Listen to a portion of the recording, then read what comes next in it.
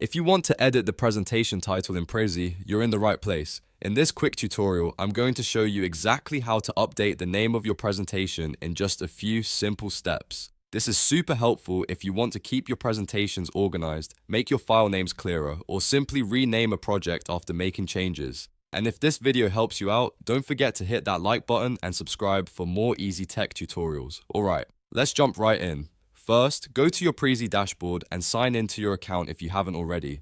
Once you're on the dashboard, look through your presentations and select the presentation title you want to update. This will open the presentation in the editor. Now, when the presentation opens up, take a look near the 3 horizontal lines on the screen. You'll see the current name of the presentation right next to it. All you need to do is click on that name. Once it becomes editable, type in your desired new name for the presentation. Make sure the title is clear and easy to recognize, especially if you have multiple presentations saved in your account. After typing the new name, just save or click away depending on how Prezi applies the change, and your presentation title will now be updated. That's all there is to it.